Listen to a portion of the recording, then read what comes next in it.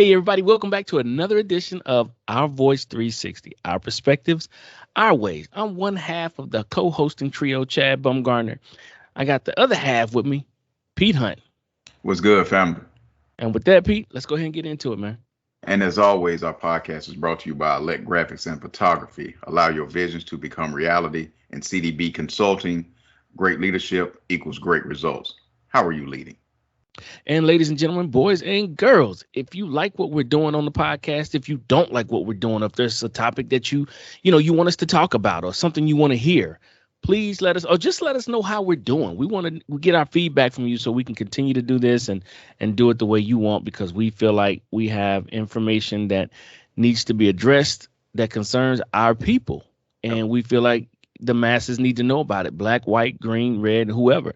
Mhm. Everybody needs to know what's going on so we can all be enlightened and we can all, grow together. So please do not hesitate to contact us at ourvoice360 at gmail.com.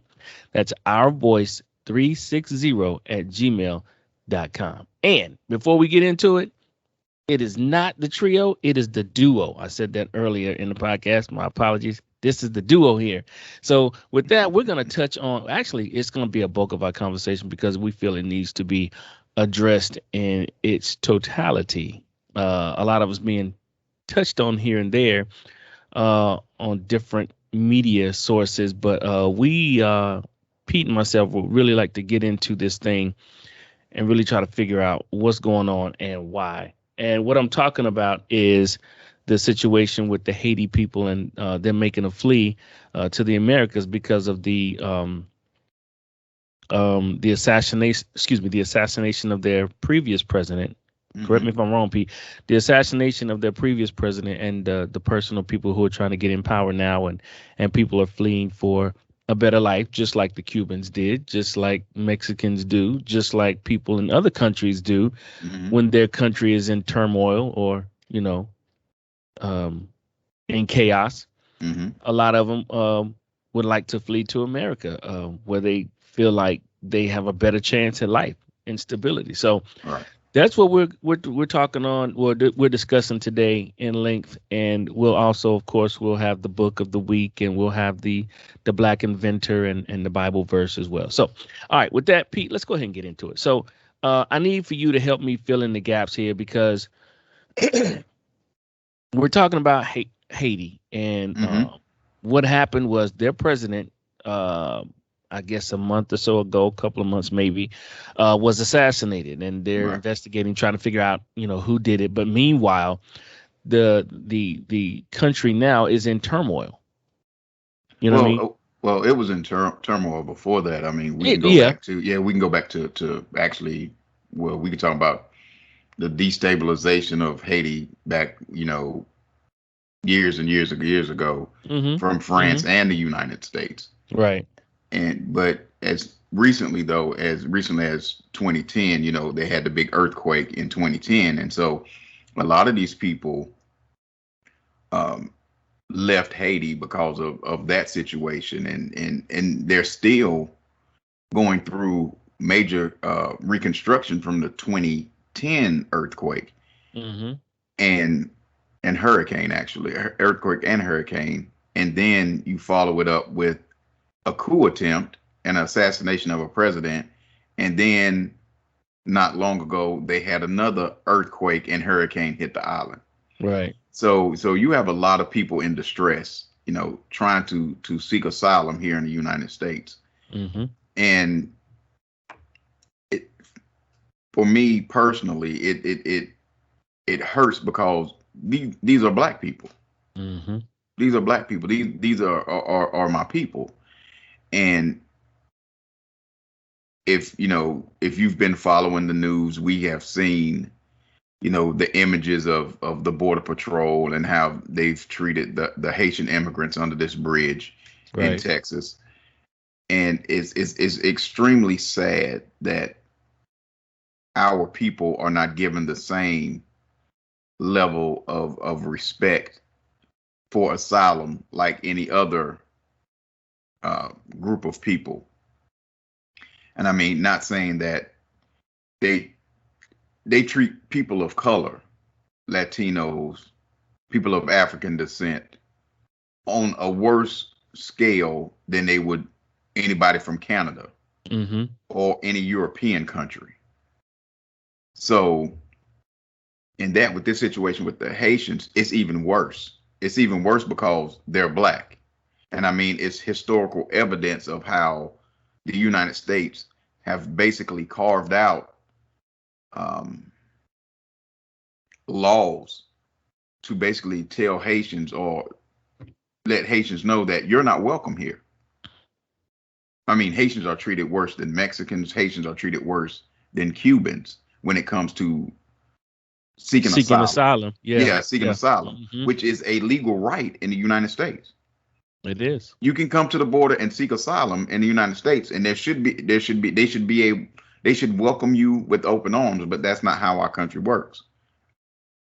So, I mean, well, they did. Now they did, you know, when the Latino community, when they were coming over, you know, they did have the kids in cages and separated the parents, but at least they had them in some kind of dwelling and protection, and they had food and water.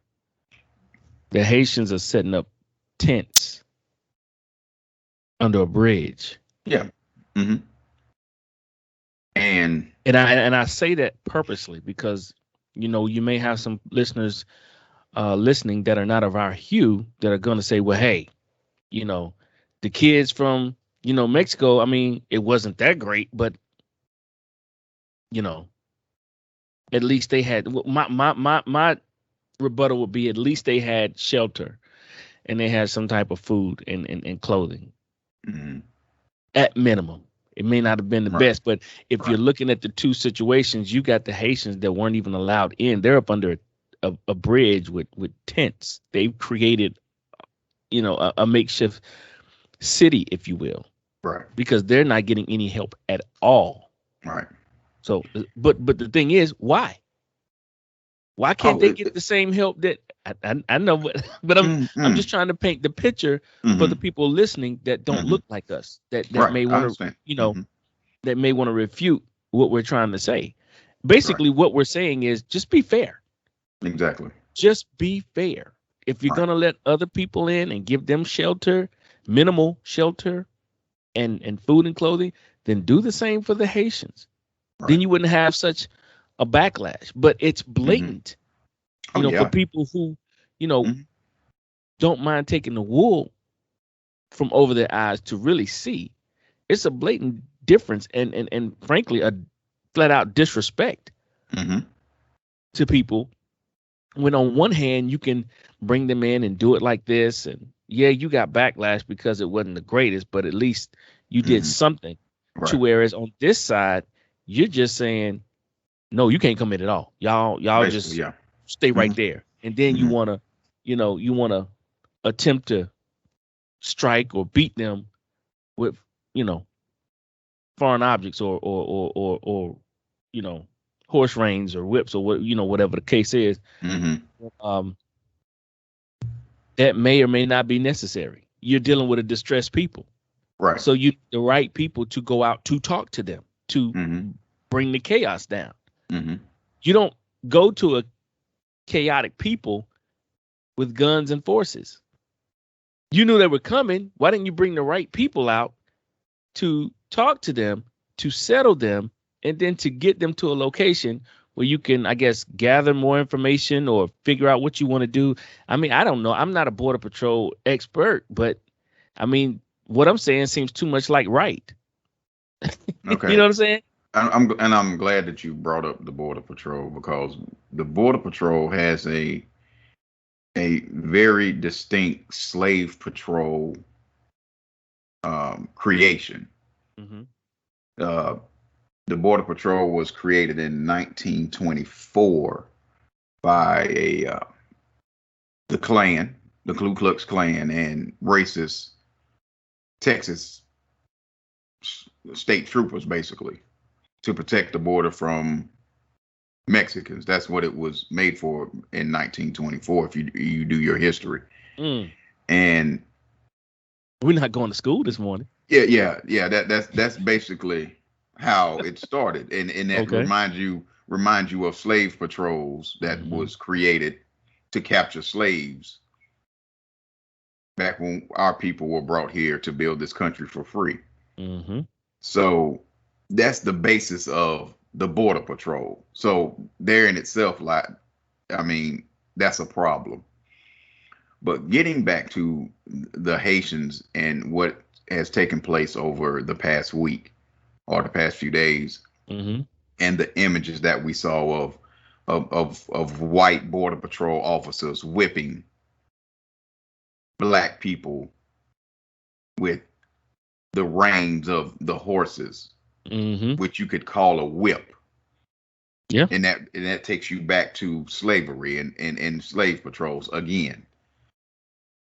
And then on top of that, you have an administration that's putting these people on planes and flying them back to Haiti under a law put in by the previous president. Oh boy. Oh boy. Yeah. Mm-hmm. So why would this administration use a law set in place by the previous administration that basically restricts black folk and other immigrants from coming to this country? Mm-hmm. Why would you use that? I'm glad you asked. It's because this country has a history, Mm. especially towards Haitians, black people, of separating them and deterring them even more than my Mexican brothers and sisters, my Cuban brothers and sisters. They have put in place policies going back to um I'm trying to remember the president, Jimmy Carter. JC. Okay. Yeah. You know, the great, peanut farmer Jimmy Carter. You Mm-hmm. know, the good, wholesome Jimmy Carter. Let's stop. Jimmy Carter's administration was the first administration in the 70s, the late 70s, to administer a law basically barring Haitians from this country, Mm. or just really showing the Haitian people that you're not welcome here in the United States. Right. I mean, like I said, even worse than Cubans. Now we're talking about island people, the Cubans and the Haitians, from basically almost the same region. Mm.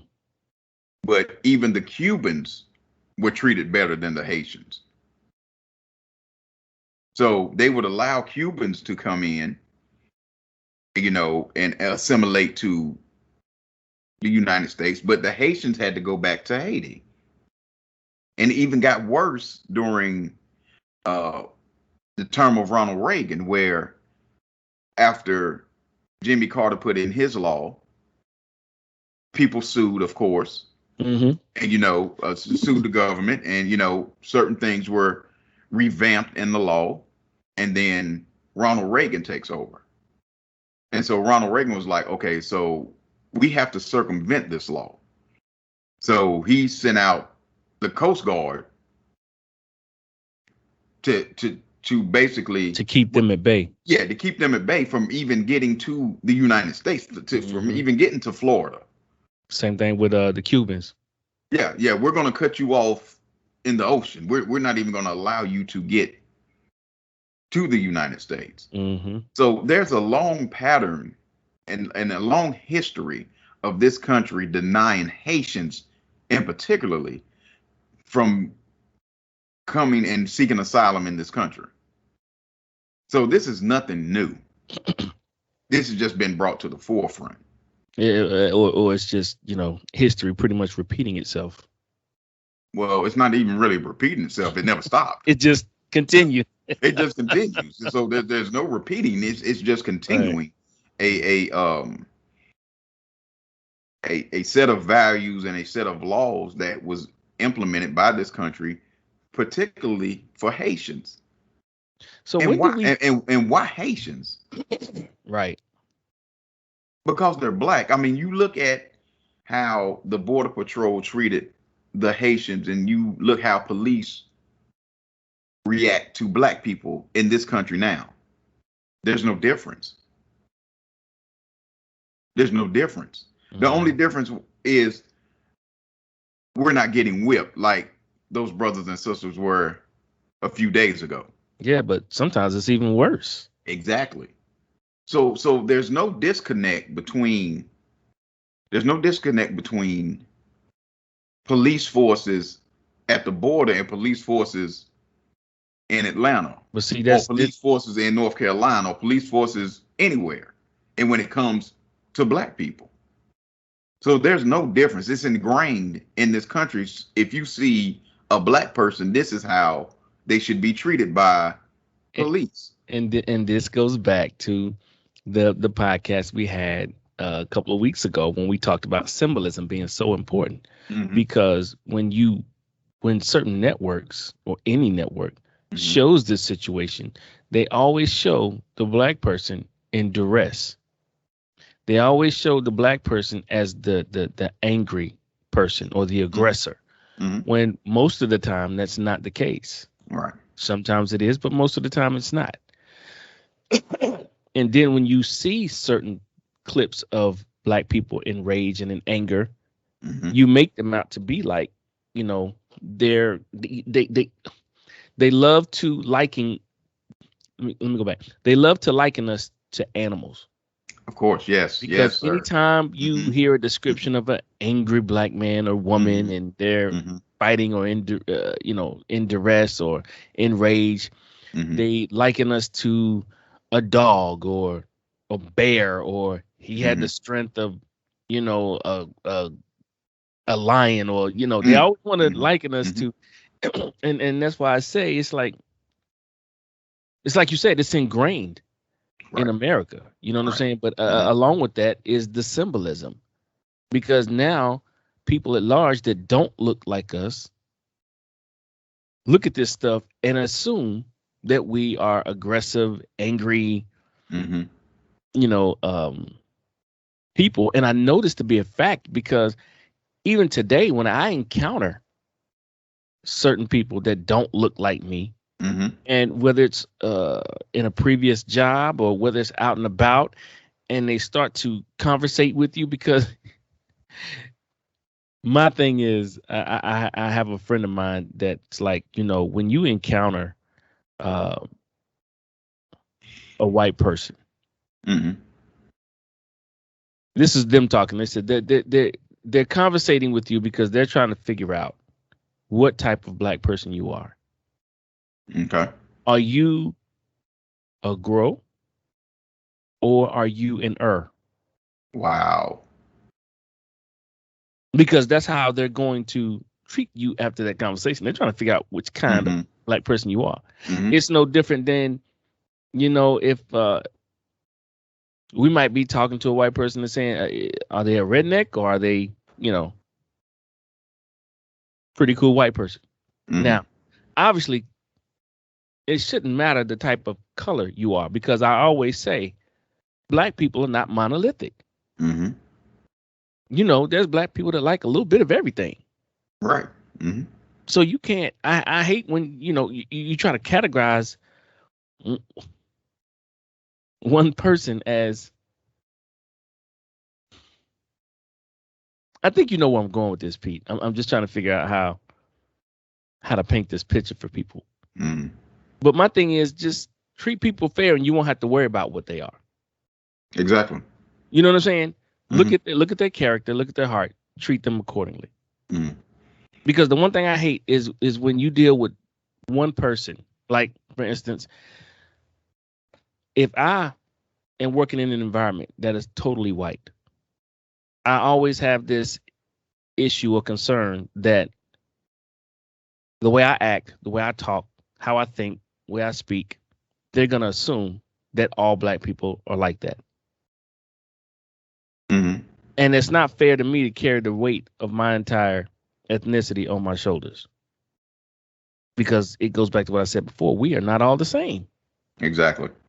We're not all the same. You can't look at me and think that all black people are like me. Right. You see what I'm saying? But that's the Mm-hmm. ignorance that some people carry. But Mm-hmm. I don't want to stray off topic. But I'm just saying, as far as with the Haitians and being treated the way they've been treated versus other people that are coming into the country, Mm-hmm. it also speaks to symbolism because it's showing them in duress, it's showing them poor, it's showing them weak. You Mm-hmm. know what I'm saying? And that's how mainstream America is going to look at this. Right. That's how they're going to look at it. Mm-hmm. And it's sad that these people that are seeking asylum, that are seeking some type of refuge from this country, who basically again was part of, along with France, this country was part of the destabilization of Haiti. I saw a quote yesterday that said, if you don't want people seeking asylum, stop destabilizing their countries. Mm, It's real simple. If you don't want people to come knocking on your door seeking help, right. stop messing with their countries. United States. Haiti was cool. They defeated France and kicked France up out the paint, and here you come messing in their affairs and, destabilizing their country, just as France did. And then you deter the people, very people that you helped destabilize. How dare you?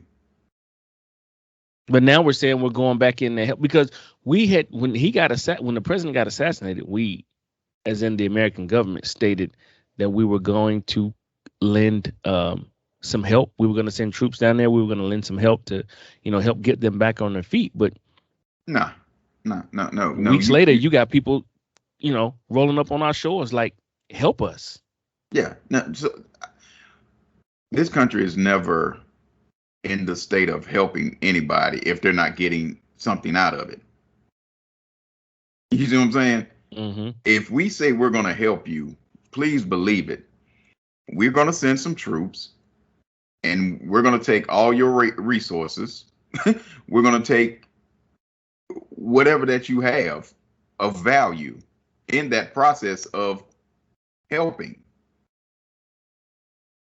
You look at Bill Clinton when Clinton was in administration and they went to help Somalia, and then all of a sudden you hear about them robbing their diamond mines and taking all their natural resources, and all they did was drop some dry rice on the country. That's all they did. I mean, so let's look at it for what it really is.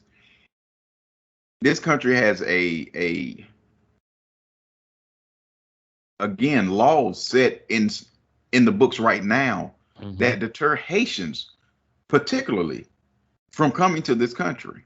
That's why they're using this law that was set up by the previous administration, that, as soon as the Haitians touch this ground, we're flying them back to Haiti.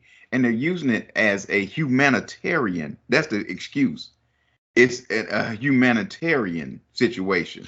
Okay, time out. Okay. How is it a humanitarian situation when you're flying them back? Now, I remember, because when you said this, I remember an interview that this certain news media did with a Haitian person being back in Haiti. He said not only did they fly us back, but they locked us up in chains in our wrists and our ankles and around our waist like they're prisoners. Yeah. So they locked them up and then flew them back. So how is that humanitarian? These are not thugs or criminals. These were people fleeing a bad situation in their country because they wanted to live. And now they come on our shores and then we turn around and lock them up. Can you imagine how on the psyche, can you imagine the toll that takes? First of all, you're stressed, you're scared, you're running for your life to another country. You get to this country, they treat you like dog crap. Then they turn around and shuckle you, chain you up like you just committed a violent act of crime or crimes, throw you on a plane, and then send you back to the hellhole that you was running from. Can you imagine the toll that takes on your mind and your spirit? Exactly. Exactly. And the cruelty is the point. That's the Right. point. The Right. cruelty is the point. And it's like there's nobody, and I also noticed that somebody from the United States, the Department of such and such, uh, resigned. I think Yeah. they didn't like how the Hmm. process was going or whatever, but it was on his head. Right. The person that resigned, it was on his head. So I don't. I would like to know more about that. I might look into that and find out why he resigned, because this was for you to figure out. This was in your lane. You know, Yeah. when they hit It's. the shores, this is your job. This is where you shine. You supposed to come in and be like, okay, this is what we need to do. Hmm. You know what I'm saying? But I don't know what he did or didn't do. I just know that a few days later, after they hit the shores, he resigned. He's like, I'm not dealing with this. No. No. It wasn't that. He was. I think, if I'm not mistaken, he was the envoy to Haiti. So he really had no like jurisdiction to dictate X, Y, and Z, how they were going to be treated, this, that, and the third. He Mm. resigned because he was upset with the United States and this administration on how the Haitians were treated. Okay. Okay. That's why he resigned. I stand corrected. Yeah, Okay. that's why he resigned. Because the way I looked at it, I was like, okay, well, Hmm. honestly, I didn't know why. I'm glad Yeah, you told me. I didn't know why. It yeah, was just a few hmm, days later after they hit the shores. He's yeah, like, I'm done. I'm like, yeah, yeah. Yeah. He was tired of. He could not take how the Haitians would, and he wrote a very scathing resignation letter to mm-hmm. this administration. It's online. You can go read Okay, it, I'll go check and it out. Yeah. it's extremely scathing, and and the things that he brings to light is wow. But again, it goes back to this country Mm-hmm. and how this country despises black people.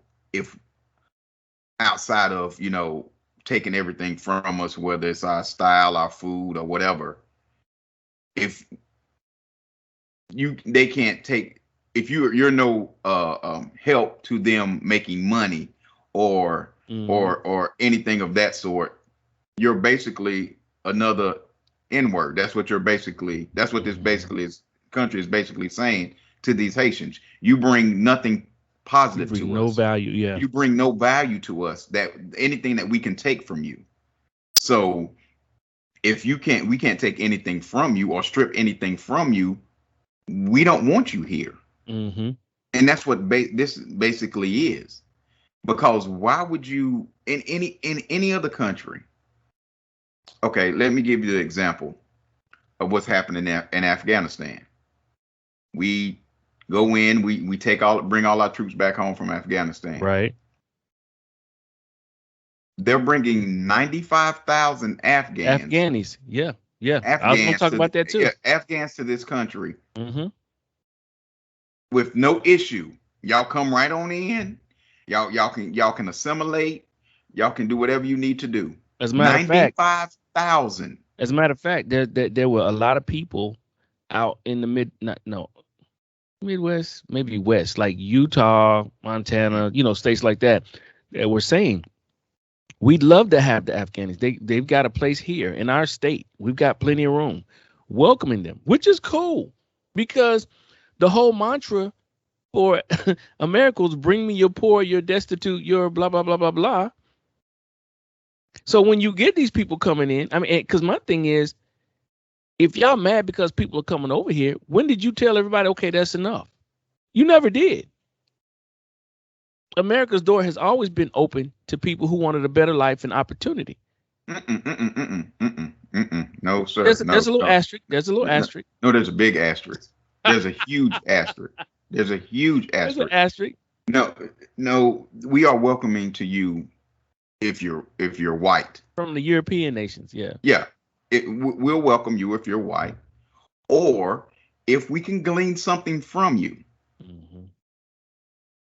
You know what I'm saying? If we can glean something from you, you are more than welcome Right. to come here. If you're white, you are more. And if you're white, they have no, you just white. Y'all come on in. There's no pretense to them. So you come on in. Well, they like the Chinese too. If you're but our country can glean something from them. That's true. If you're African and you're smart, this country can glean something from you. Mm-hmm.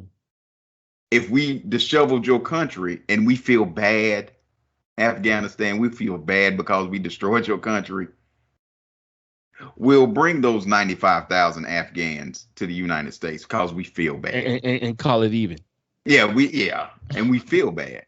But when it comes to Haitians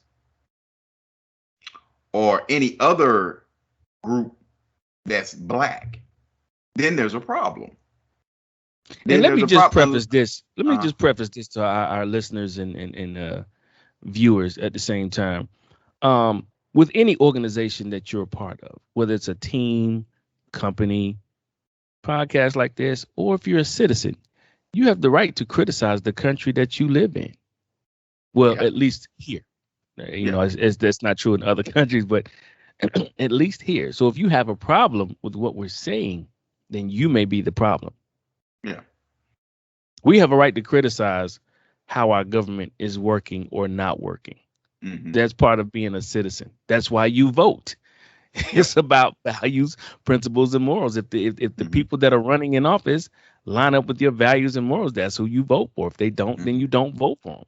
But at the same time, don't come up here bashing us because we're giving our opinions and our views on how we feel situations were or were not handled appropriately. So back to you, Pete. I just want to put that out there.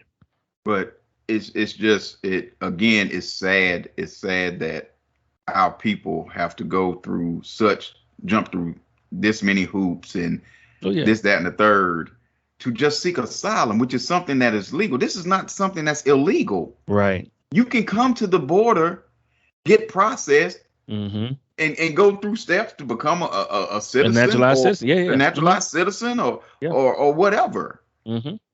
That's true. That's not against the law. Actually, that's very legal because you're seeking asylum. Mm-hmm. But for this instance, it's really troubling how the Haitians were treated in this instance and how Haitians have been treated for a long time.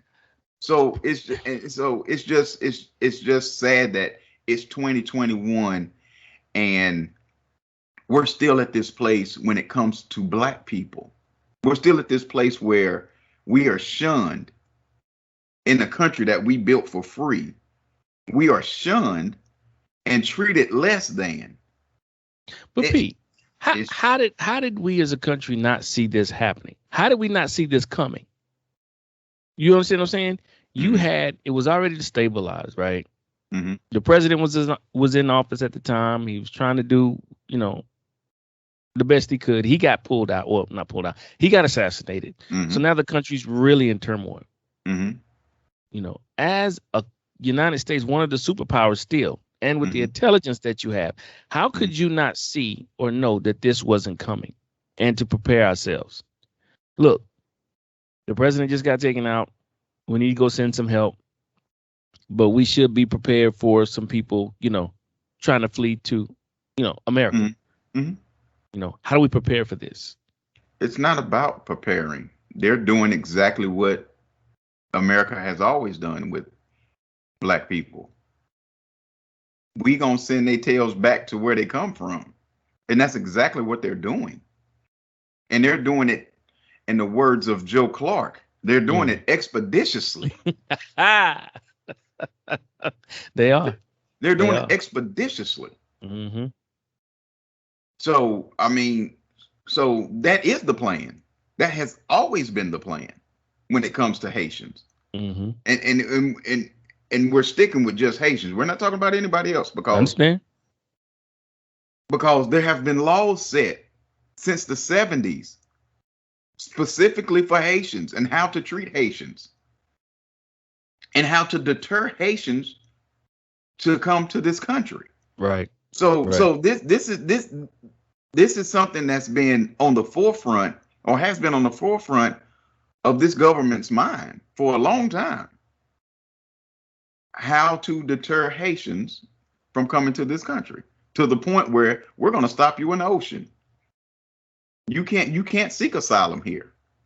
Asylum is set aside for certain people, and you're not one of those people.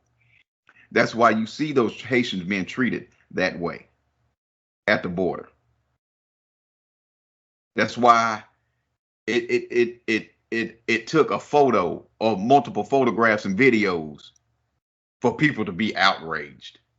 And you know the worst thing about that, some people, there was a news segment here in Atlanta that some people were questioning the video, the pictures.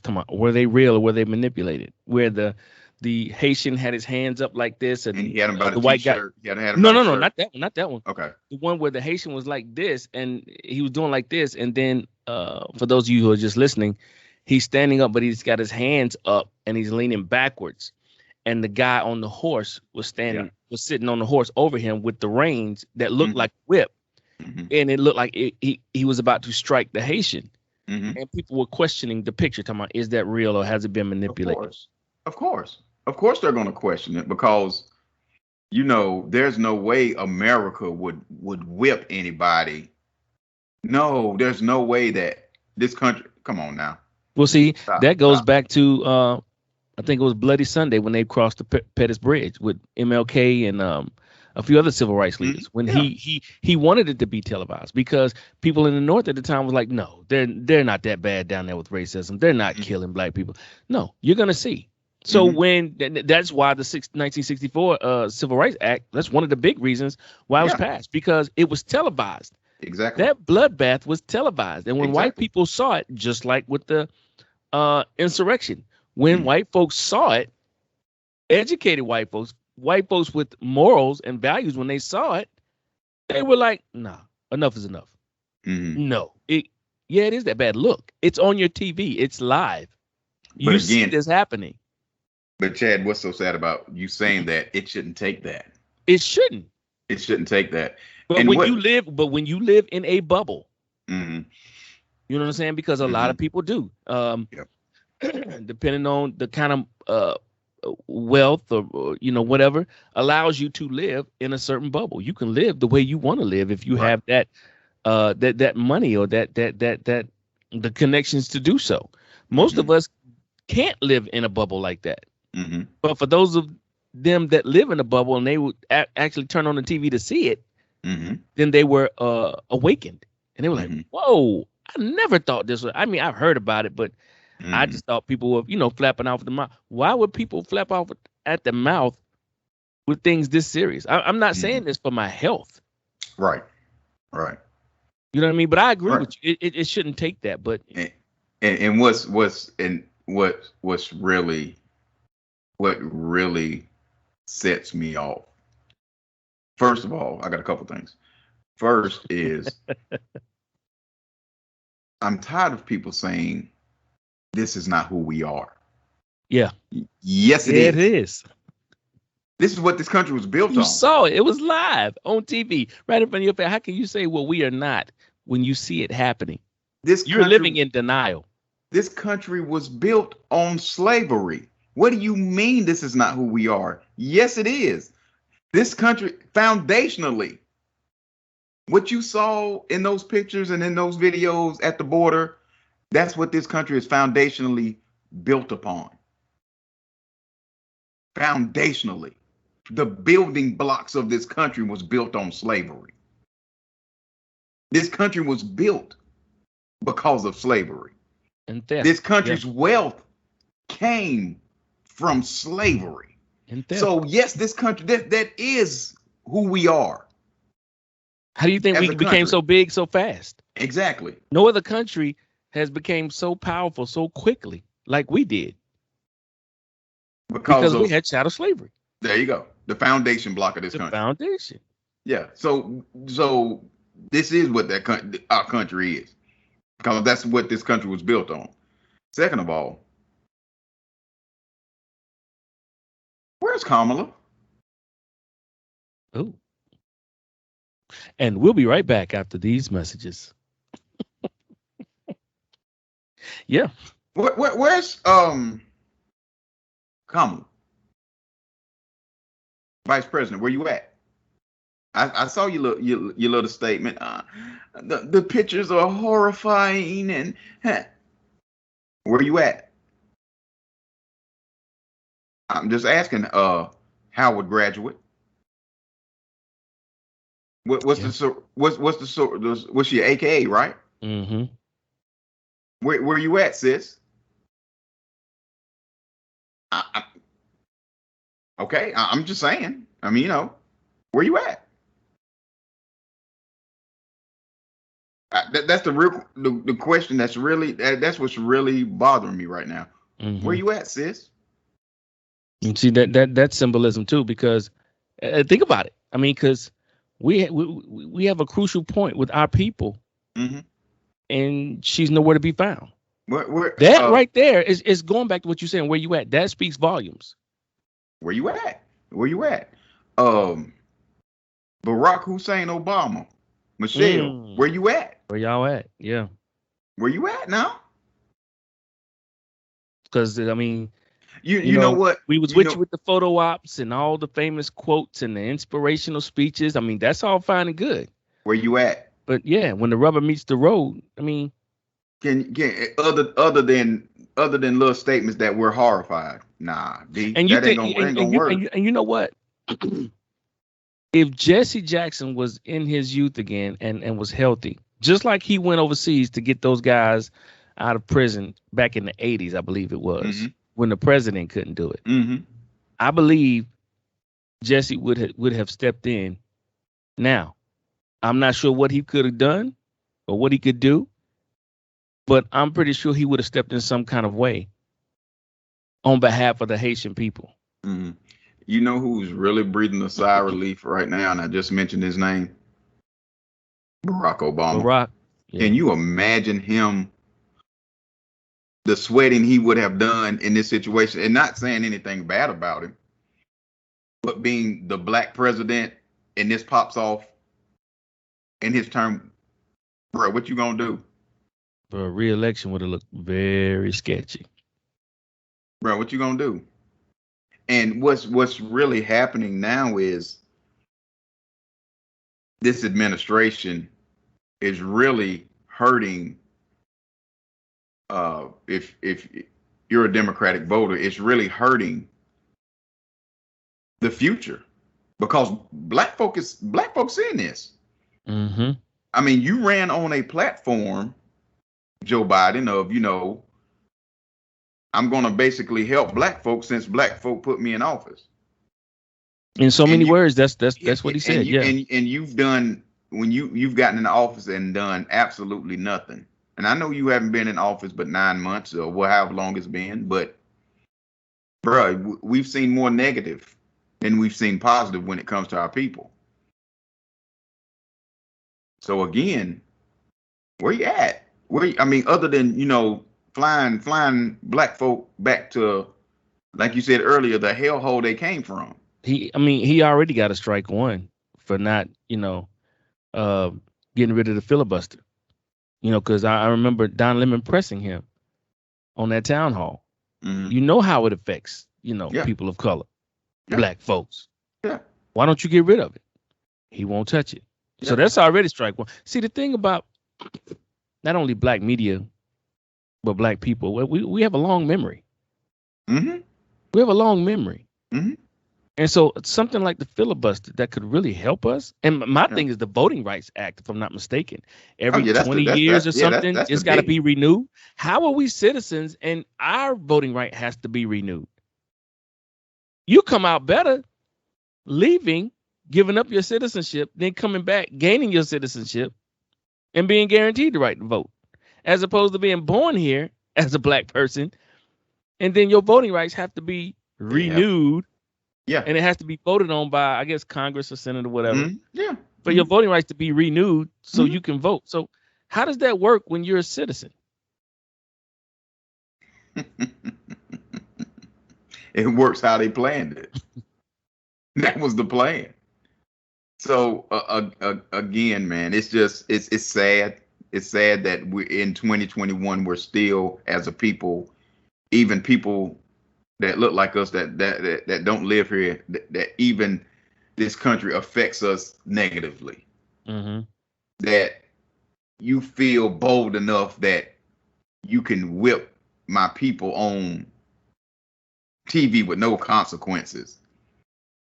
You can jerk black folk up that's seeking asylum, and you can just treat our people any kind of way. Again, it goes back to slave patrol, chattel slavery.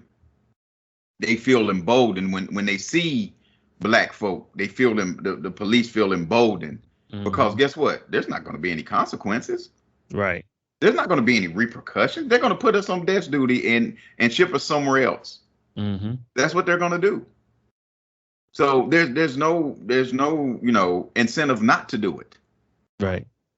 You have no incentive not to do it. So again, I pray for our Haitian people that's in this situation right now. I pray for Haiti, the country, the country as a whole, because the things they've been through the past 20 years have been, I mean, just unfortunate, sad, from hurricanes and earthquakes and assassinations and coup attempts and destabilization, and it's sad for that country. And I pray for my people in Haiti.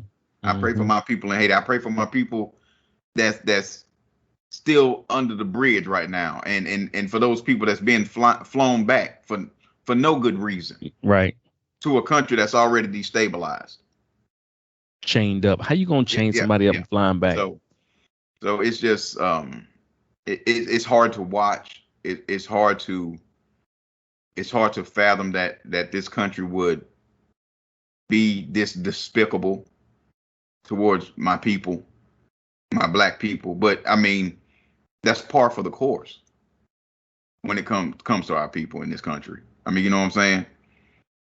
It's just, I mean, is this one of the best places in the world to live? Oh yeah. I'll never say it's not. Right. But you have to call out wrong. Wrong is wrong. And that's my whole point. You just said what I said earlier in a nutshell. That's all we're doing. We are critiquing the government and calling out wrong. It's no different than a parent raising their child. Baby, I love you to death. There's nothing I wouldn't do for you. But wrong is wrong. But wrong is wrong. And I got to call you on it, because you have to have a moral compass when you're up on and out on your own, and mom and dad can't be there. You have to have some kind of moral compass to live by. Right. And right now it's well, not right now, but for the longest, the United States has lived without a moral code. It's really about doing what you want to do, how you want to do it. But you know, chickens will come home to roost. I'll say that. That's what Malcolm said. Chickens will come home to roost. And I don't know if we want that on our doorstep. That's right. You know what I'm saying? It's easy when you go abroad to fight a war, but we've never had one on United States soil. Mm-hmm. You don't want that war brought to your doorstep. The closest we had to that was 9/11. Mm-hmm. Yep. That's the closest we had. So you don't want that. I mean, and it's so funny, man. It seems like the golden rule goes out the door when you get greedy. Do unto others as you would want them to do unto you. Nah, bro, that's never. I mean, that's never been a rule for this country. I mean, that's just not when you start out with slavery and theft. No. Nah, that ain't that. What you did was you put that rule on top of slavery and theft after you done smoothed everything over. Mm-hmm. You know what I'm saying? But when you have when you have an unstable foundation like the United States have, it's either you make amends and hope for the best, or it's gonna crumble. And you see how it's working out right now, don't you? I mean, outside of how they treated Haitians, it's just the fracture in this country, right and left, and blue and red, and all of this other stuff. I mean, bruh, a weak foundation can only stand for so long. That's it. And all it is the Band-Aid. The Band-Aid is going to come off. Mm-hmm. And old boy ripped the Band-Aid off. He did. And so that foundation that we thought was strong all of these centuries, it took one person in 4 years. in 4 years to destroy everything that this country supposedly was built on.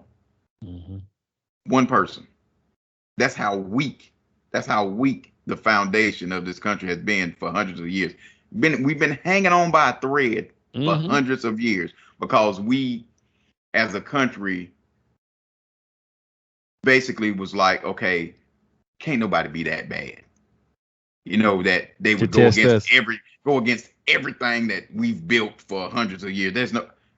Then one came along and he started scratching a lot of itchy ears. Yeah. And those folk that were the underbelly has bubbled up to the top now, and now this country is in turmoil. It's fractured. It's just fractured. But again, it's just I pray for my Haitian people. Yeah, I pray for my Haitian people because they are us. They are us. They are. Yeah. So I mean, and speaking of, we were talking about the Border Patrol earlier. That is our book of the week this week is actually about the Border Patrol, since we're talking about this issue, and the book is called Migra, History of the U.S. Border Patrol. It paints a picture of the Border Patrol from its inception in 1924 through today. And the book is by Kelly Lytle Hernandez. Again, the book is Migra, A History of the U.S. Border Patrol by Kelly Lytle Hernandez. That is our book of the week this week. Yeah, that sounds like an interesting one. I need to find one on the history of slave patrol. I need to find one on that and how it eventually turned into the policing entity that we have today in the United States. So, but yes, Border Patrol. I'd like to. Kelly Lytle Hernandez, correct? Yes, Kelly Lytle, and that's and the reason is with the issues with the Border Patrol. People need to in the Haitian situation right now. People need to really understand how the Border Patrol came about, how it became a part of the foundation of this country when it's again patrolling the borders of this country or protecting the borders of this country. All right. Well, we appreciate that. That's the book of the week, folks. Please check it out if you can. All right. So now we're going into the Black Inventor of the week, and I really like this. This is really it's an eye opener for me. I never really knew, but we're talking about Dr. Patricia E. Bath, and she became one of the first Black women inducted into the National Inventors Hall of Fame. Dr. Bath, a groundbreaking ophthalmologist who invented what is considered to be one of the most important surgical tools in history, is being honored. The innovative researcher and laser scientist will be honored for her historic contributions to the medical field in the newly announced inductee class of 2022 by the National Inventors Hall of Fame, according to PR Newswire. In 1986, Dr. Bath changed the world of ophthalmology when she invented the laser phaco. Let me spell this because some of you spelling scholars may understand what I'm trying to say. The word is LASERPHACO. She invented the laser phaco probe for cataract treatment, one of the most important surgical tools in the history of ophthalmology that is still being used on a global scale today. The Harlem, New York native used the excimer laser to develop a device and method for minimally invasive cataract surgery. Bath's method involved using using a faster technique that would eventually establish foundation for eye surgeons to use lasers to restore or improve visions for millions of patients suffering from cataracts worldwide. Dr. Bath was the first African American woman physician to receive a patent for a medical invention, and now, along with Marion Croak, they will secure historic spots as the first two black women joining the NIHF inductee class of 2022 on May 5th. Now, Dr. Bath died several years ago, so I think her daughter will be accepting the award on her behalf May 4th of next year in Washington, D.C. So again, Dr. Patricia E. Bath. And it always breaks down to the three words I like to say. We are great. All great. We are great, man. Yes, sir. My people are great. Ooh. Yes, sir. She briefly got inspired on doing this because she realized, I guess after she got into the field, that African Americans were becoming blind 10 times faster than our white counterparts. And so that set her motivation or her scope on, hey, how can I resolve this? Wow. So my people are not, don't have to go blind. They have an option. You know what I'm saying? Exactly. So that's really big. So Dr. Patricia E. Bath, we salute you. We appreciate you for what you did, for what you've done for the world, not just for us, but for the world. I know that's right. You know what I'm saying? So yeah, we definitely salute you for that. Pete, any other questions, comments? Because I'm gonna go into the Bible verse or the week or whatever. As always, love your people, love yourself, protect your people at all times, man. And again, man, we are a great people. It cannot be said enough, man. We are a great people. Yes, indeed. And I love this Bible verse, man. It's really inspiring and uplifting. I wanted to make sure I put this one out there on one of our podcasts. It's coming from the book of Jeremiah, chapter 29, verse 11. And it reads, "For I know the plans I have for you, says the Lord. They are plans for good and not for disaster, to give you hope and a future." Jeremiah 29, verse 11. And last but not least, I gotta leave you with my quote. Yes, because sir. I just feel it's yes, sir. this thing is home.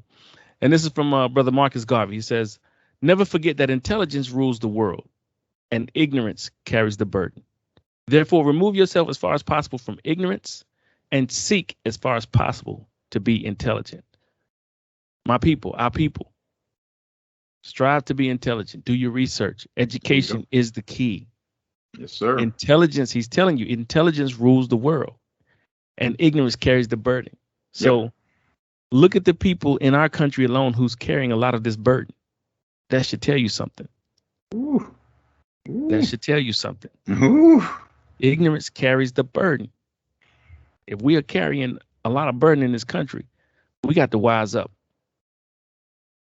and start educating ourselves. Yes, sir. So, all right. Well, ladies and gentlemen, thank you for watching and listening to another edition of Ourvoice 360, our perspectives, our ways. Be blessed, be safe, and we are out. Peace.